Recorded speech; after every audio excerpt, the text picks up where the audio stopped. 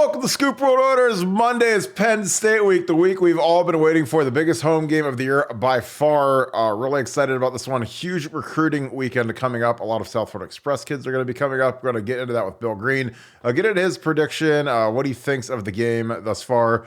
Where do the Buckeyes stand in the national picture? And we're going to take some of your questions. As always, we're very thankful and grateful for you guys. Our channel is exploding, so thank you guys for spreading the good word. We're getting a lot of new subscribers, a lot of likes, a lot of great comments, so we appreciate all of that. If you guys want the best Ohio State football experience there is, join BuckeyeScoop.com. Our message board is absolutely on fire this week, especially with Penn State coming up. A lot is at stake. Supremacy in the Big Ten East, the driver's seat to the Big Ten title game. A lot is on the line between the two of the three clear-cut teams in the East. Obviously, Michigan is looming at the end of the year, but it's Penn State week. And with that being said, gonna bring in my good friend Bill the Bank Greene. Bill, the Big Ten is about to be absolutely menacing when you watch Washington and Oregon joining. Not only are those teams very, very good, but they're also very, very difficult home fields to play at. USC got waxed by Notre Dame. Kudos to you because you called that. You thought it'd be Marcus Freeman's feather in the cap game. Not many people, I think, saw that with Caleb Williams coming to town, but they got ran over by Notre Dame. Your thoughts on a wild weekend, and then we'll get into the Ohio State-Purdue game in a second. Yeah, I mean, it was a great weekend of football. I mean, the Washington-Oregon game had all the billing, and I thought it lived up to it. I thought that was just a great game by two really, really good teams. I mean, I thought those were the two best teams in the pack. I thought USC was kind of vulnerable. UCLA was kind of vulnerable. Didn't really believe in Washington State or Oregon State. So, I mean, that was a great game, and it was a shame somebody had to lose that one.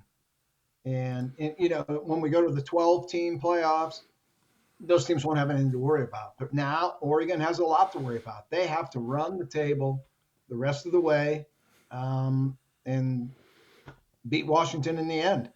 You know, and that's a big ask. You know, we're just mid-October, and they cannot lose again.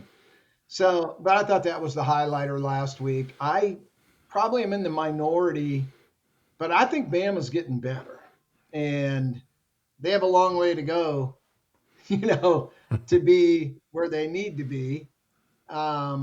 But I think they're kind of quietly getting better. They get Tennessee this week. They lose, they're toast. If they win, then they're a little bit more dangerous than they are today. So I thought that was kind of a game where they had Arkansas beat, let them off the hook, and then had to run the clock out in the end. They were able to do so. Milroe hit a couple nice passes. And I don't know. I just think they're dangerous. But, you know, I always think they're dangerous until they're dead. So it's really – and then, you know, Ohio State, Penn State this week is – boy, the loser's in a lot of trouble, and the loser is going to be a really good team, similar to Oregon and Washington. You know, whoever loses this game, man, your back is clearly against the wall because you got to play Michigan later. The winner might have a little breathing room, not a lot. So this is a great game. I hate to see it at noon, obviously, but, you know, it is what it is. Great game. I mean, I think it'll live up to the hype. Ohio State has beaten them, I think 6 in a row, probably, maybe more. It's a nice streak going, but they're all close. I mean, these are all really, really good games. Real fun games to watch. Now, I think this game is going to be more of a Jim Tressel, Joe Paterno type of game. I think if you can get to 27, you're probably going to be a winner here. 24 to 27 should be enough for either team to win. Lose the turnover battle, you're going to lose the game. Give up the most sacks, you're going to lose this game. Get the most rushing yards, you're probably going to win this game. I mean, I think it's old-time football here back from your era where this is not going to be a 42-41 game. There's no way. Mm-hmm. So kind of old-time football here, and I'm really looking forward to it. Yeah, I am too. Just got confirmation because we were looking for it that J.J. Smith will be in the house. Talk a little bit about what the. Can you give me a minute? See if I can get that answer. No, I got it. I actually got it before you did. Oh, okay. So I just got it. So we could tell your boy, hey, thanks for the heads up. So that was gonna be my thumbnail. But talk to me a little bit about these noon games. Do you think it is a drag on recruiting? Ohio State was really behind the eight ball this year because they only have 5 home games, which is something last year they had 8. So this year you're up against it. You kind of got to give one back. But with that being said, talk about when the big one is a nooner and you've got kids that you want to get in from California and Texas and Florida, and they don't all have direct flights. A lot of them do. Thank God in South Florida, there's a ton of people from Ohio that like to go there. So there's a lot of direct flights. But these kids play Friday night, and then they got to get up at 5 a.m. to try to get here by 9:30, 10, and then they got to fight the traffic. And then, it's kind of a hassle where it's like if it's a night game, a little bit more relaxed, the traffic is a little lesser. You get to spend some time with the coaches. But talk a little bit about that, because it's tough on guys like Mark Pantoni and the recruiting staff. I remember working these games, and it's just like, man, you have to fight to get these kids in here. And thankfully, guys like the South Florida Express guys, they've been to Ohio State about 10,000 times in the last 3 years, so they know kind of how to get there. But it's still tough to get to the stadium. Talk a little bit about that. Does that hurt Ohio State being in the North and having the big noon kickoffs, which I think are terrible for recruiting? Yeah, I hate them too, and I know the staff hates them, but there's nothing to do about it. TV, they pay the freight, they get what they want. It's definitely hard. I mean, because it rules out a lot of guys. You start, Florida, you can make it from Florida. You can do it. Mm-hmm. But man, you start trying to come from California where they recruit, and you get the time difference, but it's not easy. So they'd rather have it be a night game. If they had their choice for recruiting, they'd rather have it be a night game. Now, do the players want to sit around all day and not play till 7:30? Probably not. But if you're talking just recruiting, 3:30 or a night game is what they want. That lets everybody get in without anything to worry about. So, but you get what you get, and you got to make the best of it. Mark Pantoni is as good as it gets at making the best out of these situations. He's been through it before. It's not his first rodeo. So, I think you just make the best of it is the answer. Yeah, I agree. Again, I think that it's tough. I think the South Florida kids have it best because there are a lot of direct shots from Miami and Fort Lauderdale, so you can get up here on a direct flight. Like Texas, up, right? You got to get them out of bed, and you got to get them to the airport by 5 o'clock, 5:15. That's a bigger battle than getting to the stadium. Yeah. Oh yeah, absolutely. It's an interesting thing. I don't think people think about that dynamic enough. So you talked a little bit about this Penn State game. Give me like a couple of your keys. Obviously, I know you do your breakdown later in the week, but what are some things this early in the week some matchups you're looking at? Obviously, Penn State's left tackle is a transcendent guy, like a Paris Johnson type, a top 10-ish type guy. Him versus JT will be one of those NFL scouting tapes that'll be watched 10,000 times in the next 3 weeks. But talk about some of the matchups you're looking at. Again, Trey Henderson, I think will go, but still questionable. I can't see Chip playing after that really scary concussion. I mean, 'cause he was, there's a lot of degrees of concussions, and that was a severe concussion. So I can't see him playing. Dallin Hayden's got to be the number 2, it looks like. But talk about some of the matchups. Marvin, probably get a Mecca back, but go ahead. Yeah, well, the thing that, people that have watched the Ohio State defense this year been really impressed by what you see, and you should be impressed by what you see. Penn State is just as good or better because they put more pressure on the quarterback. They get more sacks. They put more pressure. They've got more depth on that D line. I mean, they're going to put 6, 7 guys in there that all can sack the quarterback. They can come from inside, outside. They send their backers. They're not afraid to put their corners in one-on-one situations. And that's dangerous, man, when you're dealing with Marvin Harrison and Mecca Buka. So I think Manny Diaz is going to bring a ton of pressure on Kyle McCord. He's going to make Kyle McCord stand in there, make throws, and beat him under pressure. He's going to make Simmons, Fryer, Jackson, that gang, they're going to have to stand up and be counted this week. Okay? Number one, they're going to have to protect that quarterback. They can, and they've been pretty good this year in pass protection. Almost really good, really.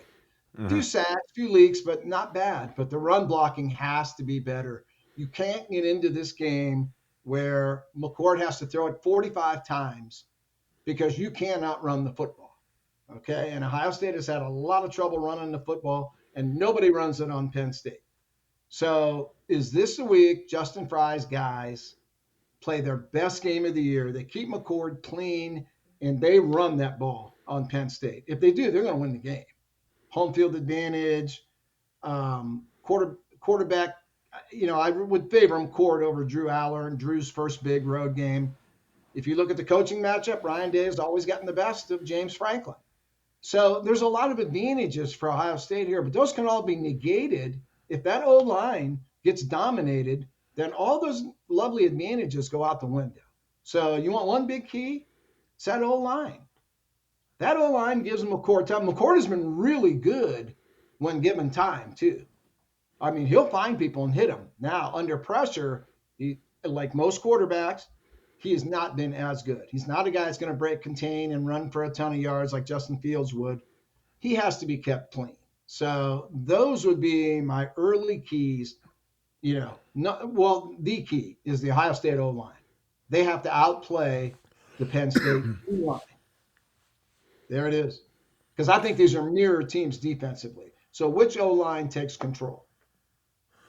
Yeah, I think that you're right. The two questions are Ohio State's O-line and Penn State's O-line. So I think Penn State's, if you take out that left tackle who's all world, I mean, their interior guys are not very good. So, I mean, you got injuries. They've had injuries this year, and they have not run the ball as well as they did last year.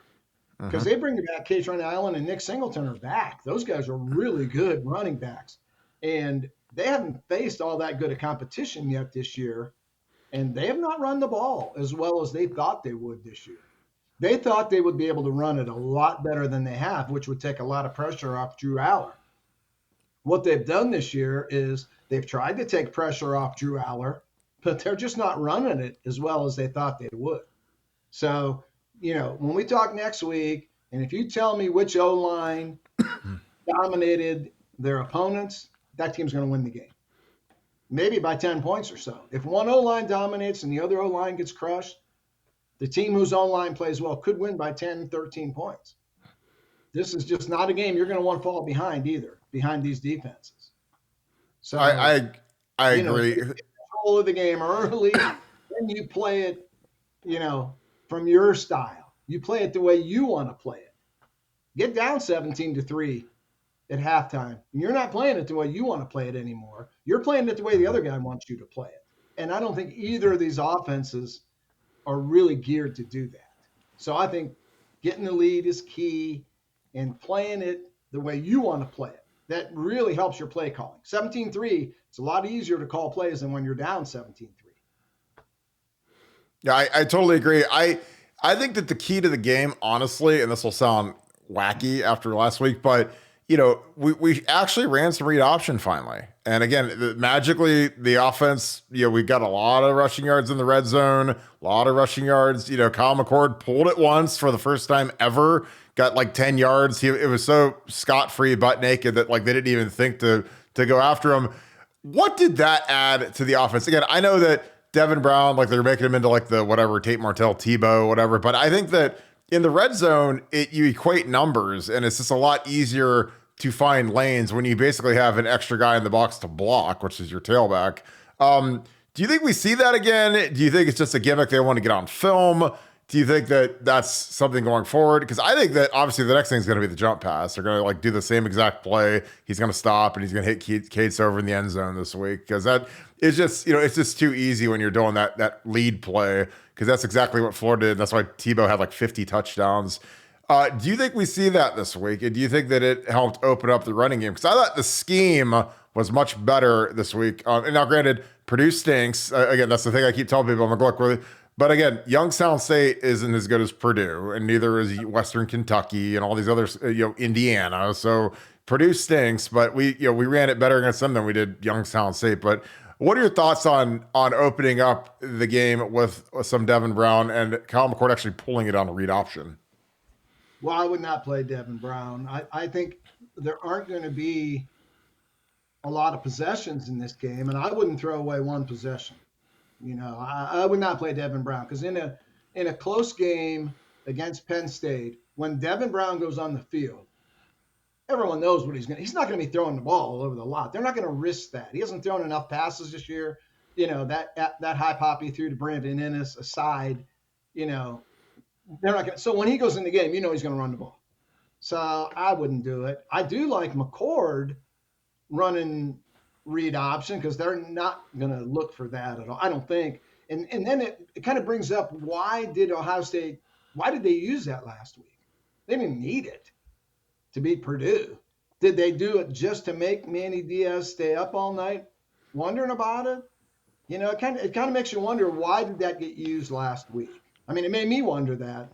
Like, was it done just to make Penn State think a little bit, prepare for it a little bit, or are they going to run it against Penn State? And you don't want Kyle McCord getting whacked by one of those guys, one of those front seven guys. You don't want that at all. So I don't know. I'm anxious to see just how Ryan Day does deploy that this week, or if that was just a decoy just to give Manny Diaz something to think about. We'll find out. I don't know. I like it personally. I think it brings a little diversity there. I think it definitely opens some things up. Whether Purdue is any good or not, they're not. They're, I think, 87th in the country against the run. So you probably could have done about anything and it would have worked. So I don't know. If you could get Ryan Day on True Serum, I would love to know why they busted that out last week. If it was just, something to work on that we're going to use going forward, or was it something to keep Manny Diaz up all night? Well, I think that just because I've sat in the chair of being a quality control guy, he got the sheet in front of him and it said, okay, we've shown running plays where we fake the read, we make it look like a reading.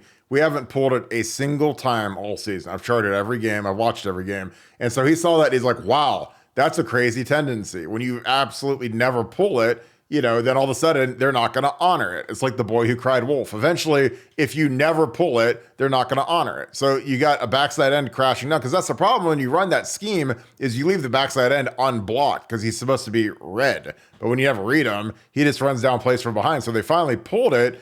And I broke it down, and there wasn't anybody within 10 yards of Kyle McCord because they just weren't honoring it. And you have to keep defensive ends honest at some point. But I like Kyle running it and just, do what he did. I mean, he stumbled, but if he slides feet first like an athlete, then there's no harm, no foul. You don't get blasted. Like, I'm not in favor of him dropping the shoulder on some safety or on some linebacker that's going to kill him, but he can slide. And if you go get 6 yards and make it 2nd and 4, that changes your entire life as a play caller, as opposed to it being 2nd and 9 or 2nd and 10. We get stuffed. I just think that it opens up a lot. And I think that, in the red area, I mean, I watched Youngstown State run the read option against us and walk right in the end zone, and the guy did the penguin dance. And because it's hard to defend down there, because if one guy isn't perfect, you're going to score. So I think that's why they did the Devin Brown thing. I also like just having him have to pay attention during the game, because when you're a backup quarterback and there's no chance of you going in, you're sitting there, sunflower seeds in your mouth, towel around your neck, and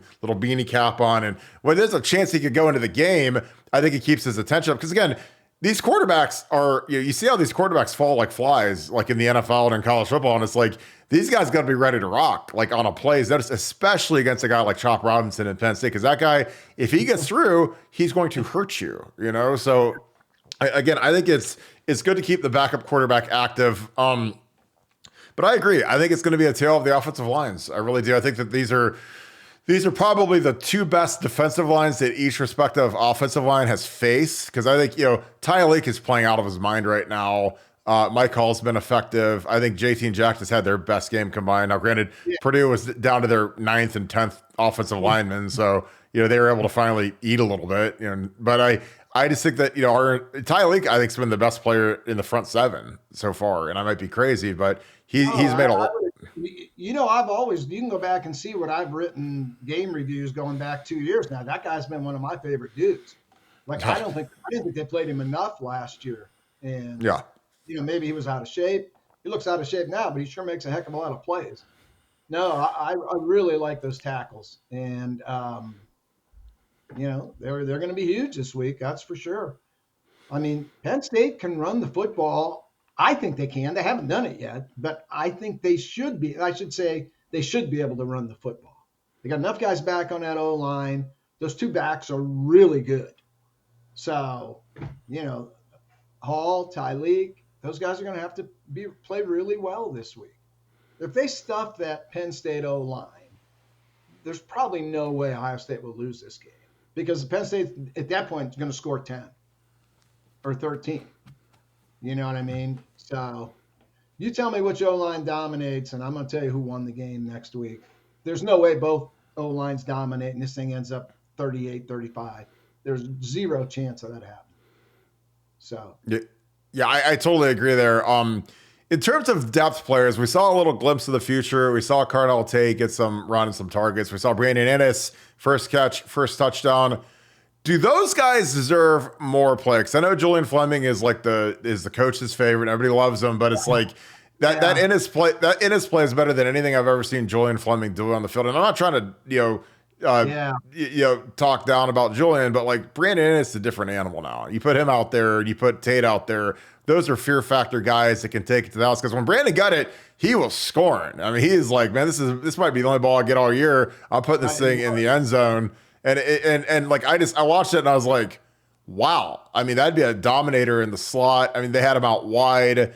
But your thoughts on those guys? Do they need more snaps? I know that Brian Hartline came out and said he doesn't rotate the receivers. He wants to play the top three. Because then he came back and said, well, I don't rotate the offensive tackles and offensive guards either. And I'm like, well, yeah, Brian, because offensive linemen don't run. We run like 2 yards every play. So I mean, you don't have to rotate us. Like receivers are running 30-yard routes, and I mean, I watched Devontae Adams yesterday. He comes out every 3-4 plays and gets a little shot of water and goes back in the game because that's kind of what you do at receiver. But do those guys need more run in your opinion? Obviously, Brian's going to do what he's going to do, but I saw those guys and I'm like, man, those guys they're pretty scary when they get out there.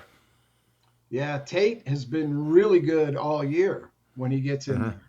I didn't like him slowing down the other day and protecting the football like a fullback. I thought he could have busted those two DBs and got to the end zone. But hey, they don't want to turn the ball over, and that's fine.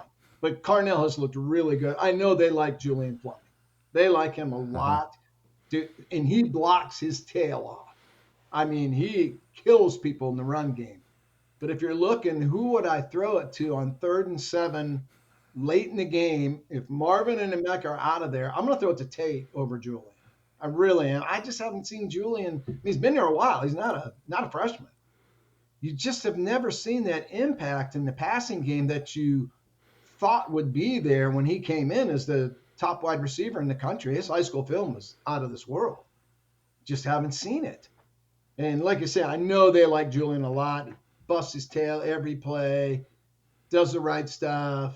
I mean, he blocks like a machine. So, I don't know if this is the week that you put a freshman out there in a game like this, but I mean, Carnell sure seems to be making a case for more playing time. We don't see practice, but from what I see in the games, it sure seems like Carnell's doing all he can do, to fight for more PT.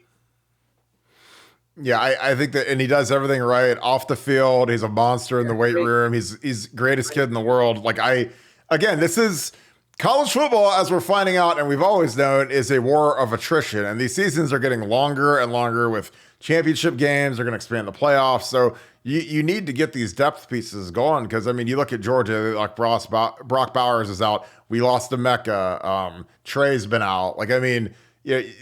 There's going to be a point where you might need to call on Carnell Tate in game if one of these guys gets sting. Julian Fleming has had a very fragile injury history. His shoulder's been bad. He gets the dropsies too. I mean, he's dropped a lot of passes and he doesn't have jets. Like I keep waiting for him to turn them jets on, and it's like he's stuck in third gear. But you watch Tate, you watch Ennis, and it's like, whoa. Yeah. Yeah, you're going to see them both next year. I promise you that. Those dudes are going to be playing a lot next year, and so is J.J. Smith, too. It's going to be really young next year in that wide receiver core. Those guys are going to be hard to keep off the field. So we'll see. Like I say, I just don't know if this week is the week that you decide to go to Carnell Tate. So we'll see. But, going forward, maybe he gets more run. Yeah, be a star. He and Ennis are going to be stars. It's just a question of when.